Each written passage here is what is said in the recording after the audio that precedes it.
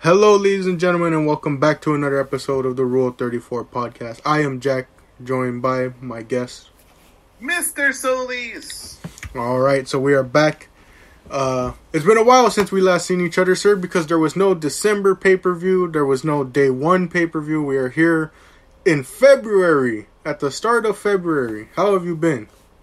Oh, I've been fine. My car has not. How about you?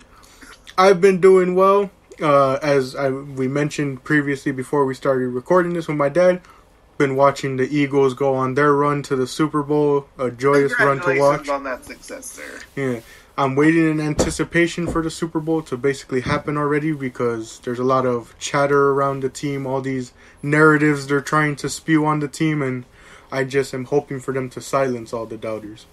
Haters gonna hate, Jack. And then, real quickly, we have to mention it because we haven't had the chance to bring it up other than on the Mainline podcast. We went to AEW when they came out here to LA at the Forum. Yes, we did. We got to see Dynamite and Rampage. We got to see the good stuff, Danielson versus Takeshita. We got to see Moxley versus Hangman. What else did we see on that card? I'm trying to remember. We saw a brutal street fight, Ruby Soho and Willow Nightingale versus Taylo and Anna Jay. Mm-hmm. We brutal. saw, of course, how could I forget, the ladder match between Death Triangle and the Elite for the championships, the trios titles. Match 7 of 7, and we saw Elite pick up the big OW. Yeah, we got to see Darby Allin defend his TNT title against Juice Robinson. And we got to see the House of Black, Brody King and Malachi Black fight against Ortiz and Eddie Kingston. Mm-hmm. A lot of good stuff to see that night, and it was a fun experience. I agree. I'm excited about what could potentially be our next outing together, Jack, and that's the Ring of Honor Supercard that was announced that night. Yeah. Happening at the end of March. Yeah, and you already know, I tuned in to watch, the tribute match between Mark Briscoe and Jay Lethal for Jay Briscoe. That's another thing that occurred during our time without having to record an episode. And you already know they more than likely have something special planned for that ROH show for Jay Briscoe. You certainly got to think so. Yes, sir. Yeah.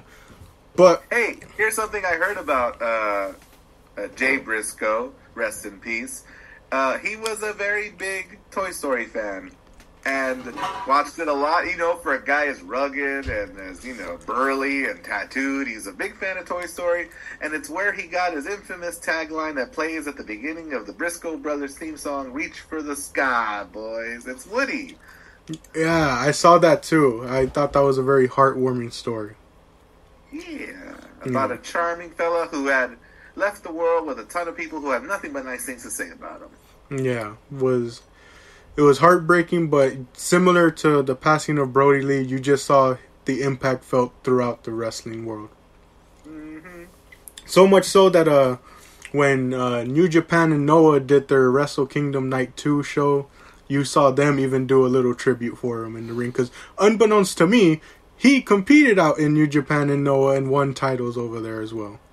I was surprised by, I think, the New Japan part, right? I would imagine they made a tour through Noah. But yes, he is a part of both. Who would have thunk it? Yeah. But a lot of stuff basically has been happening in the wrestling world, and it's passed us by because WWE decided to not have anything for about 2 months worth of time. I think they could have, but I think it was in the interest of, the wellness of the wrestlers that they all got the holiday season off.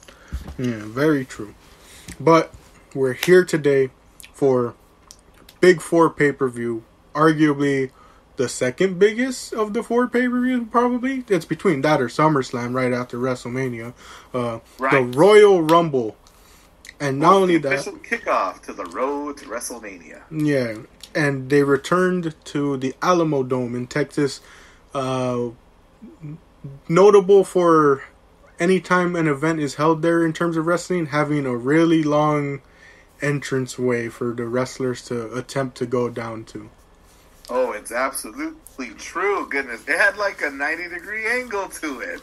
Yeah, and I remember when they did it back in 2017, there was all those photos of them using carts to drive the wrestlers down to the ring. I want the carts back so bad. I bet they don't cost nothing and they look great. Yeah, I'll never forget the images of like Big E standing on the back of one, Bray Wyatt holding the lantern as they're driving him through. Yeah, and I feel like the infamous carts of WrestleMania 3, I think they even came up with those because Andre couldn't walk. You know what I mean? Yeah. They were so bad in the latter parts of his career. Bring them back. Hashtag we want carts. Yeah, but a lot of anticipation going into this, especially because this is the first Triple H Royal Rumble, and last year we all remember a lot of the stuff that went down at last year's that left, if you want to say, a sour taste in people's mouth because of how the Rumble was booked last year. Oh, you mean the one that Brock Lesnar walked into after his championship match the same night at number 30 and just sort of won a match and a title shot he didn't need? You know, like, he didn't need to win a match for that title. He's Brock. He just needs to yell, and he'll get it. But he won the match. Or when Ronda Rousey returned and won. Nah, that was on the same night.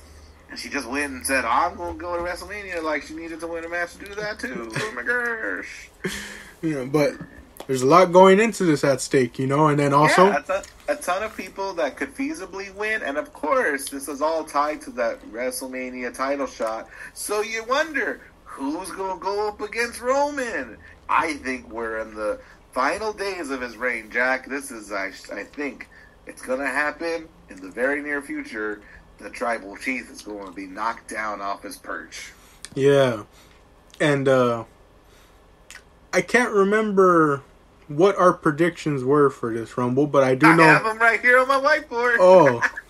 All right. We figured that...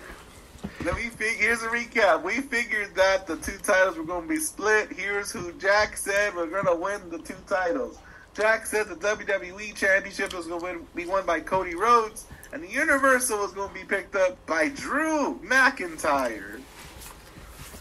I said that the WWE Championship was going to be won by Cody Rhodes, and that the Universal Championship was going to be picked up by tonight's challenger, Kevin Owens. Oh, man. So far, not looking great. I mean, you know, my guess is at least in the championship picture. But yes, no, we're all waiting with bated breath for this night to happen so that we know just what's going to happen. Yeah. But we start right off, and we start off with a Rumble. Now, usually when we start off with a Rumble, people are like, oh, you know, it's going to be probably like the women's one. But one thing people have also forgotten is the sort of little hidden rule that we've come to find out about the live events these past couple years. If Roman's match isn't last, it's first, which was evident last year. He was the first match at the Royal Rumble. And if he's not first, he's last, meaning the men's Royal Rumble comes first this year, meaning Roman's match will probably be last. I think there's another very big reason for this match to be first, Jack, and I will tell you what I think after we recap it. All right, for sure. But we get into it. Men's Royal Rumble starting off. Sir, before the match, who did you think was starting off as 1 and 2? Oh, I don't know if I even gave it a thought. Did you know who it was going to be? I thought more than likely, I only thought Rollins would be 1 or 2. That's all I had in mind. I was like, Rollins is probably going to be the Iron Man, you know? But I was not expecting who the Iron Man would turn out to be. But we start off with our number 1 and 2, two guys who know each other extremely well this past couple of months and year. We start off with the Intercontinental Champion, Gunther, and Sheamus. And for listeners unaware, this Royal Rumble match, starting with Gunther and Sheamus, is a 30-man, over-the-top battle royale. So these guys are going to duke it out and try to chuck the other over the top rope to eliminate him. Yeah.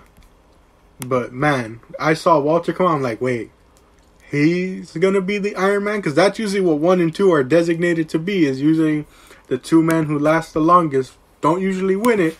But you know, and I wasn't even thinking at all that Gunther was going to last very long, you know. But It's true. My man was given a whole lot of time to shine. Yeah, and shine. And what better way to, demonstrate that shine starting off when you throw him in there with a man he knows all too well in Sheamus. Absolutely. A guy who, could very well win this match. Go up against Roman Reigns. Yeah. But so they start off. They, of course, just start battering each other as the two men have come to always do with one another. Jack, I wonder, how on earth do you want to talk about this 30-man match? I think we've always switched it up year by year depending on how much of interest it gained from us. That's true. Because I know one year we tried to do it, like, going by, like, each entrant, and we kind of got lost because we were like, wait, how do we know who got eliminated at what point?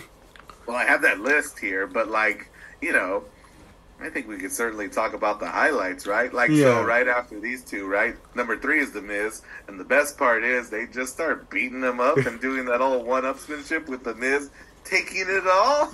Yeah, and then we start at this point filling the ring with more people, like Kofi Kingston comes out, Johnny Gargano comes out, Xavier Woods, Karrion Kross.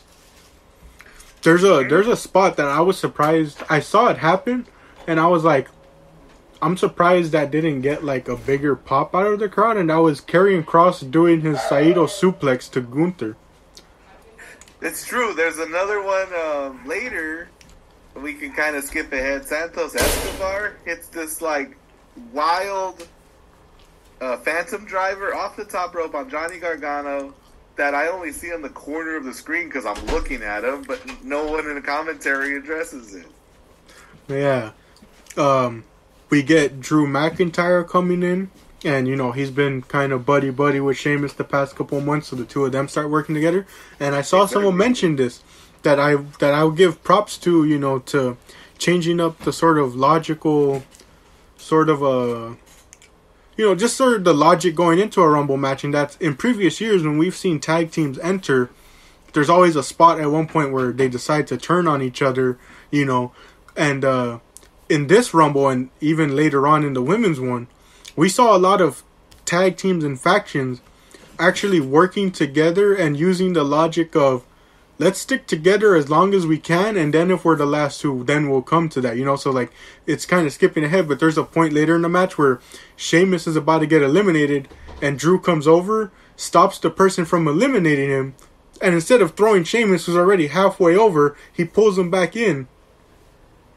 Yeah, absolutely. We saw it a little bit with Kofi when Xavier Woods came out. They did the spot where they did a face-to-face, are they, will they, won't they, and then it turned into like a gag, you know what I mean? Like we go like tongue very firmly in cheek, looking at literally the camera going, we're not. And they're working together for sure. So a very welcome breath of fresh air. I think Corey Graves, too, is actually calling out the non-tag team wrestlers, just asking out loud, why would you stop somebody from eliminating somebody, right? Yeah. I'm trying to remember, like, notable eliminations at this point.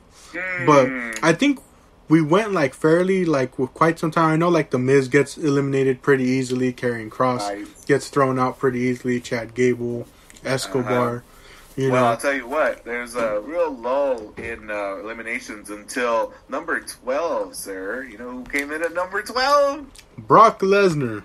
Hot diggity dog, and did he come in all guns a-blazing, and he's throwing out all the little guys. He's throwing all, like, Santos Escobar, Angelo Dawkins, Chad Gable, all the, like, filler guys, just gone. Yeah. And then, second year in a row that, Kofi Kingston doesn't get his saved elimination spot. That was heartbreaking, and it looked like it hurt. It looks like he tried to, like, catch it off his chair, but missed it. Whiffed it. Goodness. Yeah. And after last year, I remember even you and I calling for the fact that after he messed it up last year, they should, just finish it up. Maybe pass it on to someone else or just wrap it up completely. But they came out this year. They probably thought, let's see if we can, make up for last year. But after this year, I think they're probably for sure going to be like, all right, Kofi, you could take a break. You Yeah. You can... You know, while the world was devastated by Undertaker's streak breaking, no one was more relieved and excited about the day after than the Undertaker. You know what I mean? Like, just not having to carry that torch anymore, you know? It was getting harder and harder every year, and I think that guy really was excited about a world after the streak, you know? So I hope that Kofi finds that solace, too. Yeah. But, yeah, we see Brock come in and do a ton of eliminations.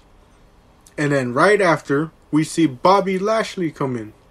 Mm-hmm. And Bobby Lashley immediately starts going after Brock. And he eliminates him very quickly. Brock was only in the match for about 2.5 minutes. Yes, he does. Oh, but one thing I gotta mention, before Bobby Lashley comes in, we get a face-off between Brock Lesnar and Gunther. Oh, we certainly do. We get a face-off between them. And you know what's funny? I may be wrong. We gotta look back at the tape. I think Gunther, like, sort of motions to chop him, and I think Lesnar goes, no, wait.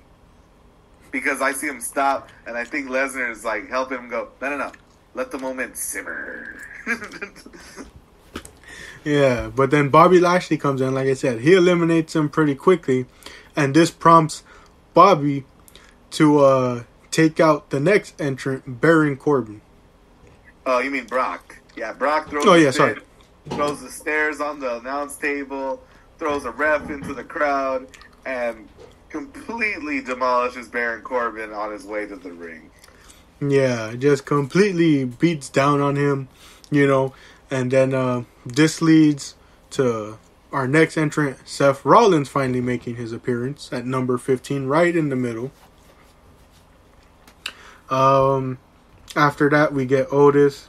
At number 17, we're supposed to get Rey Mysterio. Except he doesn't come out. He does not.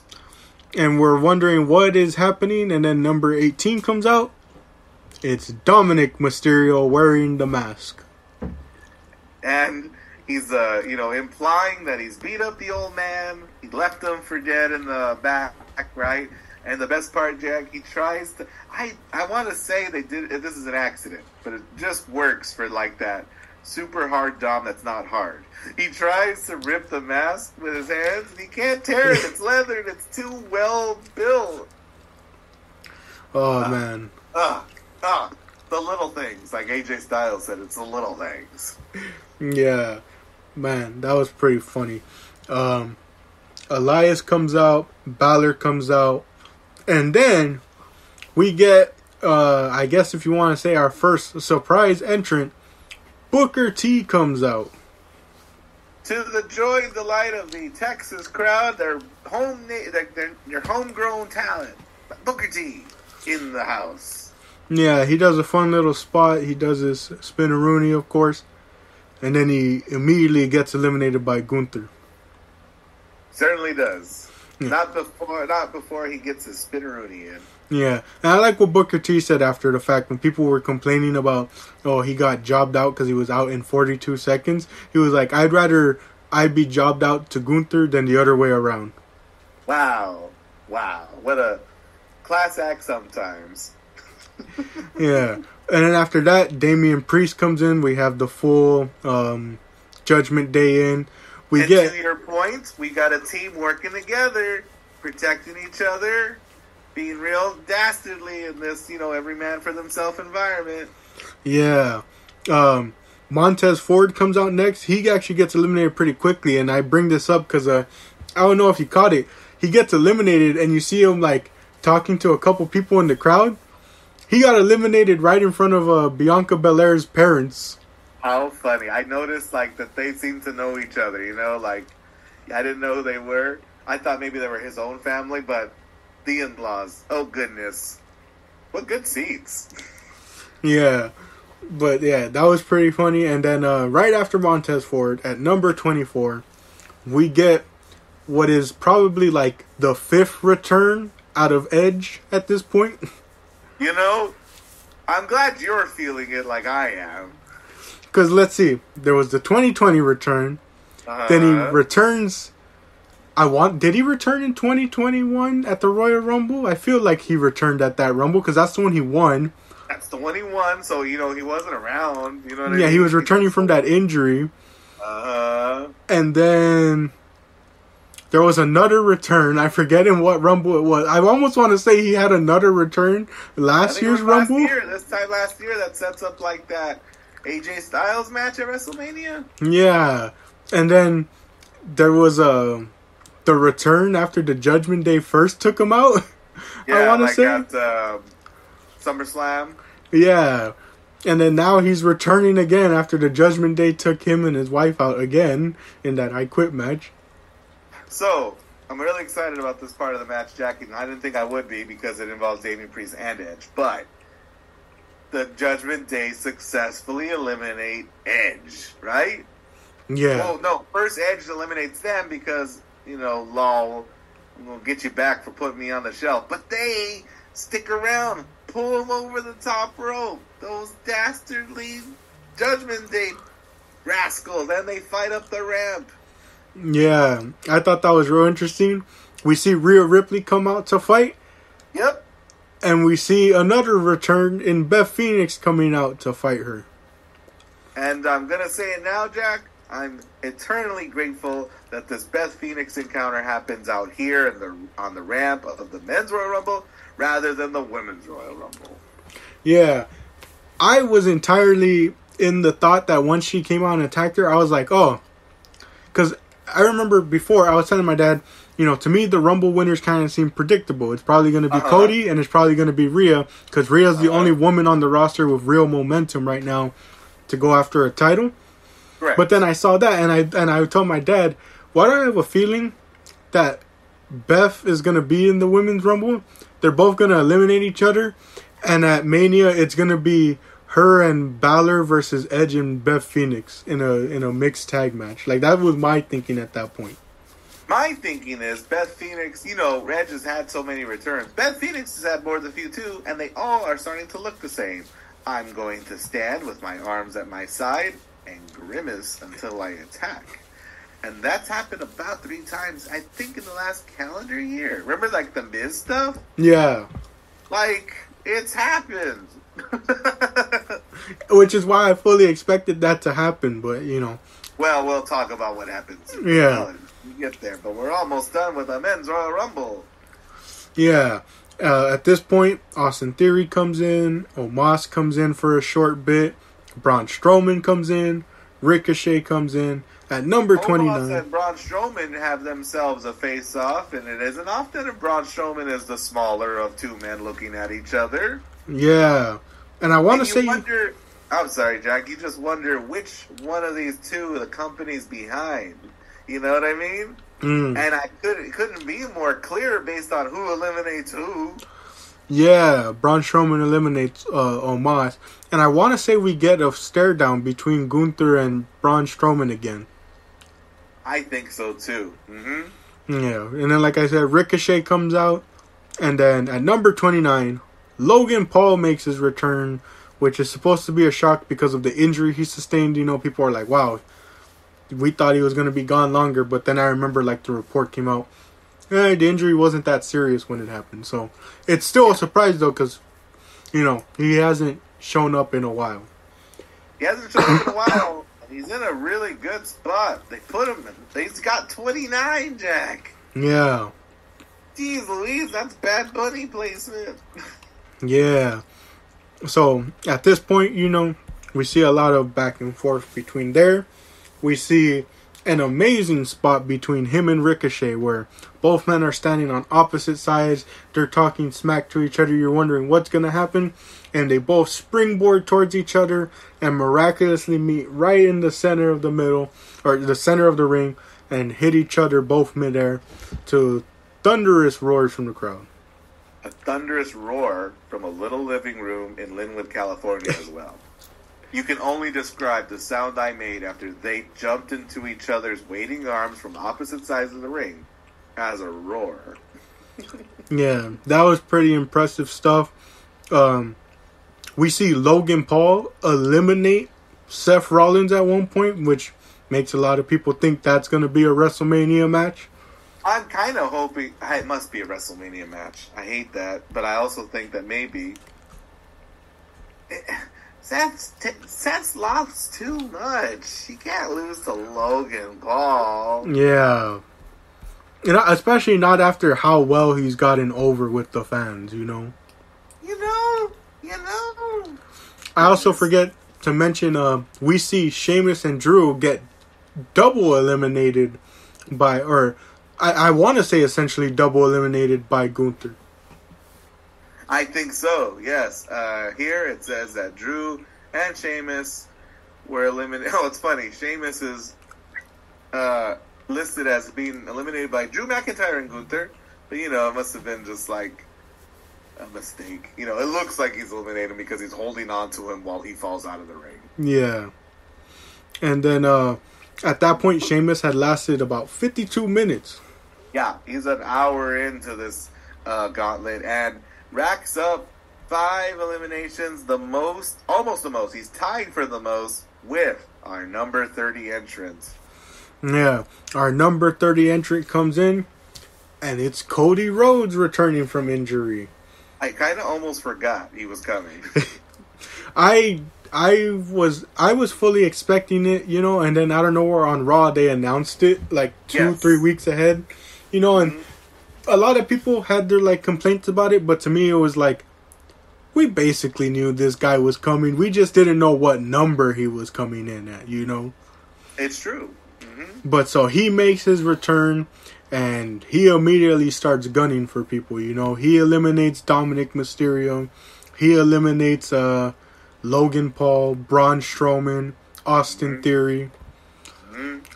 And, there's a lot of cool back and forth moments. Logan Paul was surprisingly a part of the Final Four, I want to say. That sneakily, because we thought the Final Four didn't include him, but he's outside hiding. You know what I mean? And he rolls in to remind everyone that actually he wasn't eliminated. Oh, that's right. Yeah. So yeah, it becomes there, and then once he gets eliminated by Cody, it's down to our last 2 people. It's number 30, and it's number 1, Gunther, at this point lasting over an hour, and in total he lasted an hour and 11 minutes in this Rumble. Jack, I want to emphasize something that hit me as soon as it hit Cody. That they got Cody Rhodes up against a man whose signature move is a vicious attack on the pectoral muscle. And that man, Cody Rhodes, is coming back from rehabbing a rebuilt pectoral muscle. Goodness. Period. Gracious. Period. Yeah. And they gave them a great final sequence, they gave them time. They gave them a mini match. Oh, goodness. And it was one part America versus Germany, like it always amounts to be, but it's also one part, Cody must be in as much pain as when we last saw him. Yeah, I saw that. That was pretty crazy. And you could already, you almost want to say that, you almost want to look at that and go, man, maybe he's not fully healed, because that was already starting to get really red after, 2 chops from Gunther. Yeah. It was getting pretty bad. And then we see him pay homage to his brother by hitting the Shattered Dreams in the corner. Mm-hmm. Mm-hmm. And finally, Cody is able to get him over the top for the win, gets the victory too. Thunderous roars again. Again, it's true. Sir, what did you think of this Royal Rumble match? It was pretty good. I would say it didn't have my peak interest due to just predictability, but there was still nice moments sprinkled in it, I didn't know Gunther was going to be going all the way from 1 till being the last man eliminated, Yeah. And I also would call it pretty good, you know what I mean? And I felt myself catching I wonder, does WWE have a class that teaches you how to look like you're trying to eliminate somebody without actually eliminating them? Because no one showed up to class this year. There's just so many like times when you look at them and go, "What are you doing?" You know what I mean? Like, yeah. And then there's Sheamus and Drew, who just straight up hang out in the corner with their arms on each other like they're at the bar. Oh, and there's a couple of times where our Iron Man, old Gunther, he's just in the shot. Why is he in the shot? He's not doing anything. He ain't touching nobody. Is he trying to get air? Maybe. But he's just like I want to go over. Like, maybe it's not in his character to, like, cower like Road Dogg used to. Remember he used to hug the bottom rope? Yeah. There was just too many times this year where I was looking at people going, no one taught you how to do this and look like you're trying to do it, huh? Oh, man. Yeah, definitely. But still pretty good, you know, and they had a pretty decent, like, crop of the field where you were like, you know, most of these people could win before Cody came in, you know, like, it's true. With the performance Gunther was putting on, you could have been, you know, easily, you know, convinced that he was winning this thing. Rollins is always a wild card option. Check it out, Jack. Now I gotta hit you with some tinfoil hat nonsense. Ready? So why is this match first and not last? Is it because Roman insists on the match order? Maybe. Also, a lot of people going into this night are thinking that if it ain't Cody, who's going to win the Royal Rumble? Sammy. And get this, I'm just saying that if they have that championship match first, the Royal Rumble second, people are waiting with bated breath and drool just pouring all over the Alamo Center's like floor, waiting for Sammy. And we gonna hit Cody with that number 30 Rey Mysterio uncharacteristic boom, because we don't get what we want. We do it first, we get business out of the way, and golly gee, to make sure that we cheer for Cody, what do they have him do? He throws out the most dastardly man on the field, Dominic Mysterio, and then he throws the second most dastardly man on the field in Logan Paul, and then he throws out the embodiment of anti-America out of the ring. Yeah, and after we know, in hindsight, you know, people like might not have thought Cody would have gotten booed. But if that Rumble came after what happens after the Roman match, there's no way. Sammy. Yeah. So they did it right. The order was correct. I enjoyed myself. Yeah. But, you know, Cody wins the Rumble.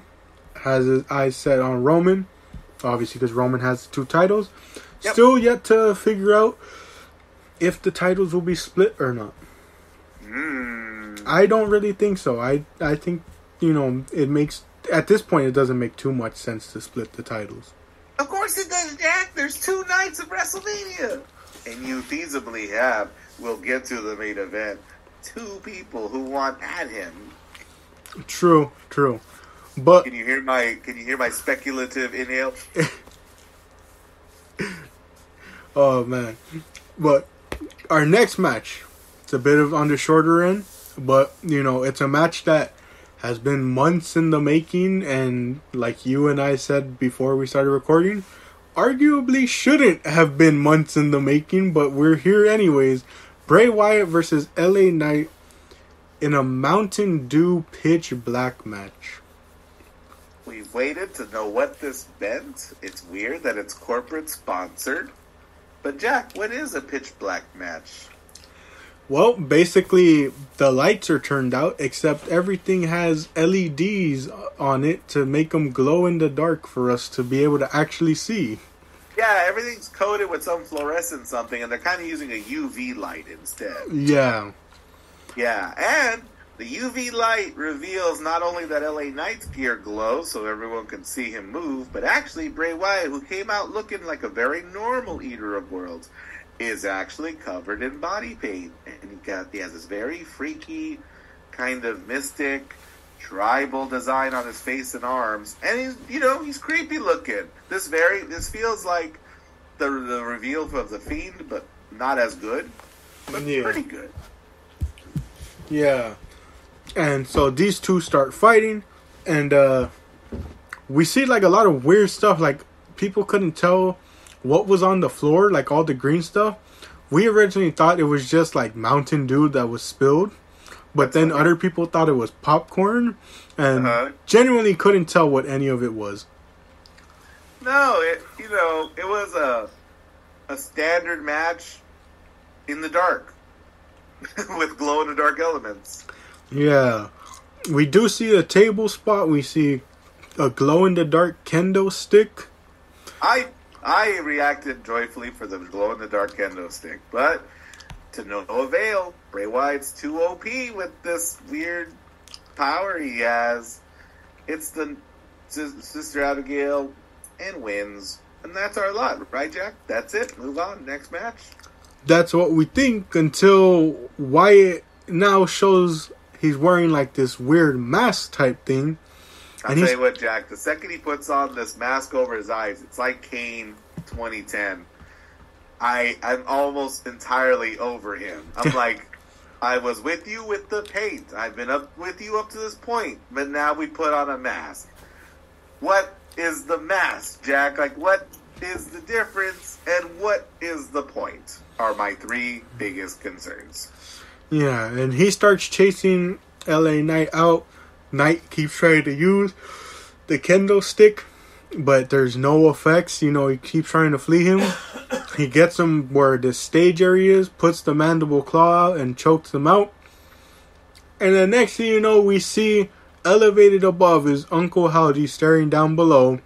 And then he does some weird elbow drop dive onto LA Knight. And as he lands and hits him through this stage, a bunch of fire starts going off. And it just ends with Wyatt looking over the mess, and the Firefly Funhouse characters also looking over. You described it, Jack, as exactly as it played out. What did you think of it all? I honestly thought,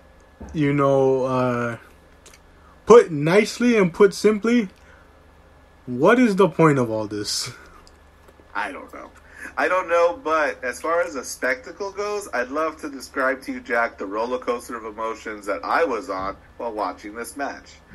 Okay? So, the lights go out, and he's got the paint, and I'm excited. I'm like, hey, this is cool. The match happens, and it's a fart. I'm like, well, that was lame.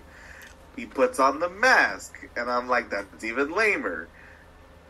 We see Uncle Howdy, and I'm like, that's not as lame. When Uncle Howdy takes that elbow, I'm into it again. I'm like, but this should have happened 2 months ago on SmackDown. You know what I mean? Like, why? We could have had this funny big elbow drop. You know what I mean? Who's Uncle Howdy? Elbow drop. We didn't have to wait for this. And then when the fire goes off, I'm like, well, it's stupid again. And then the Firefly's Funhouse creatures look over, right? When I see them look over, Jack, I'm not going to lie. I was in it again. I'm a yo-yo. And I'm like, oh. I don't know why, too. I like the music playing over it all. It should have happened 2 months ago. And I don't know where it's going, Jack. Yeah. And to think this was the first match Wyatt has wrestled since he appeared at the end of Extreme Rules. I don't know. Yeah. Pretty odd booking, to say the least, when it comes to... Even odder still. How many minutes we have? 6 minutes and 35 seconds. I think that's enough time to talk about the women's match. Yeah, we got Raw Women's Champion Bianca Belair defending against Alexa Bliss, who is similarly tied to this brand. Uncle Howdy? Yeah. And so, we get a match between these two. They had a match on Raw, and very similarly, this could have also been a match on Raw, you know? It was 7 minutes long.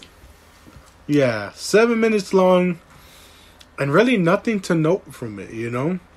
No, it's another match that happened so that we can get to the thing at the end, and the thing at the end is Alexa Bliss is haunted by a video of Uncle Howdy that I think they played on Raw 3 weeks ago. Yeah, like, there wasn't much to it. I mean, it gives Bianca another defense, but, like, the thing is, when it came to this match, none of it leading up to it was about Bianca. Nope. So, like, it isn't even really that good of a defense, because it's not like there was much substance to the defense. No, in the saga of Uncle Howdy's ruining another story and a different show. Goodness gracious. Hey, I know who Uncle Howdy is. Vince McMahon. But, oh, man. That would make sense. But now yeah. I want Uncle Howdy in a Royal Rumble next year. Like, you know what I mean? Like, it's gonna... And it's so funny, because I hear the guys on YouTube and podcasts saying that, like, Bray Wyatt's vision is being frustrated by... I don't know who they think is frustrating it. I think it's him. We used to think it's McMahon, but he ain't around no more, and I think this is just Wyatt. This is what happens when you let Wyatt loose and unchecked. We get 3 months of build and an elbow drop on a crash mat. Yeah. Very confusing stuff when it comes to Wyatt, you know. And a, like, 15th mask. Yeah, very, very confusing on the direction they're going with all of this, and especially the whole direction of potentially sticking Bliss back with him, you know? Yeah. It just doesn't make that much sense to me. It upsets me so much, Jack, that I need a break between this episode and the next episode where we talk about the final 2 matches of the night. Yeah. So, next episode, Women's Rumble. Roman versus KO for the titles. A lot better stuff to cover in that episode, I'll say. I wholeheartedly agree. Thank you all for joining for this episode. See you all in part 2.